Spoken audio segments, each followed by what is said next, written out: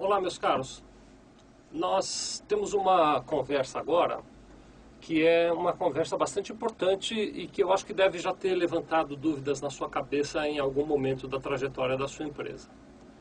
Vocês sabem que existe uma diferença da maneira de tributação do PIS e do COFINS, dependendo da forma que a sua empresa escolheu como modelo tributário. Eu estou falando da diferença entre o lucro real e o lucro presumido.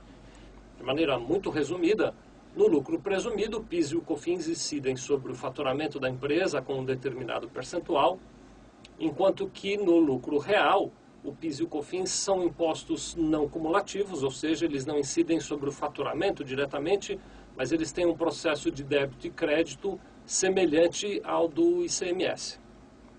E aí, a dúvida a qual eu estou me referindo, que já deve ter pipocado na sua cabeça algumas vezes, é a seguinte. Bom, para a minha empresa, o que é melhor? Pagar PIS e COFINS como lucro real ou pagar PIS e COFINS como lucro presumido? Eu hoje vou tentar ajudar você um pouquinho a compreender esse raciocínio e a tirar uma conclusão sua de acordo com o conhecimento que você tem do teu negócio. É importante dizer que somente esta conclusão não resolve a questão, viu? A equação é maior, porque há diferenças também no cálculo do imposto de renda e da contribuição social entre o lucro presumido e o lucro real. Mas é uma fração dessa equação que nós vamos resolver hoje. Hoje nós vamos entender como é que eu faço para comparar lucro real e lucro presumido, analisando o impacto que ele traz sobre o PIS e o COFINS que a minha empresa paga. Para facilitar o raciocínio, eu vou pedir a você que acompanhe algumas tabelas que nós montamos e que vão aos poucos sedimentando toda essa nossa conversa.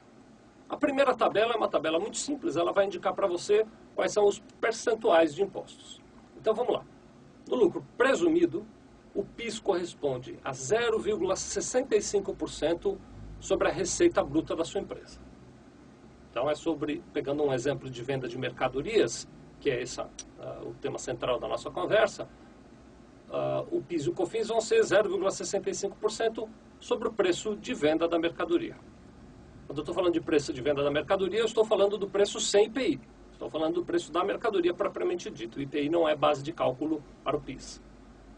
Já o COFINS corresponde a 3% no lucro presumido, também sobre esse mesmo preço de venda da mercadoria sem o IPI. Portanto, nós temos uma incidência total no lucro presumido de 3,65% sobre o preço de venda das mercadorias sem o IPI. Essa tabela está fácil. Vamos para uma outra que vai nos ajudar agora a compreender a incidência no lucro real. A segunda tabela, ela vai mostrar uma parte do raciocínio do lucro real. Como eu disse, e agora quero explicar mais detalhadamente, no lucro real, o PIS e o COFINS, eles são impostos não cumulativos. Eles são calculados através de um sistema de débitos e créditos que se compensam. Deixa eu indicar primeiro, essa tabela que nós vamos ver agora, quais são os créditos a que você tem direito. Você tem direito a crédito de 1,65% de PIS e também tem direito a 7,6% de crédito de COFINS, totalizando um direito a crédito de 9,25%. Sobre que valor nós vamos calcular esses créditos? Nós estamos aqui usando um exemplo de venda de mercadoria, então a principal base dos seus créditos é o preço de compra daquelas mercadorias ou dos insumos que você utilizou na sua produção, das matérias-primas que você utilizou. Então, todos aqueles materiais que você comprou de terceiros, você recebe a nota fiscal de compra daquele terceiro e nós podemos nos creditar de 9,25% de PIS e COFINS, sendo, como eu já disse, 1,65% de PIS, 7,6% de COFINS. Existem outros créditos que, via de regra, são créditos que representam uma menor importância, como, por exemplo, parte de créditos de depreciação, parte de créditos de energia elétrica, outros valores menores. Nesse nosso exemplo aqui, eu vou tentar, para simplificar a conta, manter a comparação entre os créditos que a gente recebe pela compra de uma determinada mercadoria, que é o principal valor de crédito que a sua empresa terá. Bom, vamos para o próximo passo. Nós ainda vamos agora analisar as incidências tributárias do lucro real, dessa vez para identificar os débitos que nós temos que pagar. Os débitos que nós temos que pagar, eles no lucro real vão corresponder para o PIS a 1,65% e para a COFINS a 7,6%, portanto, percentuais idênticos aos dos créditos, totalizando 9,25% de débitos.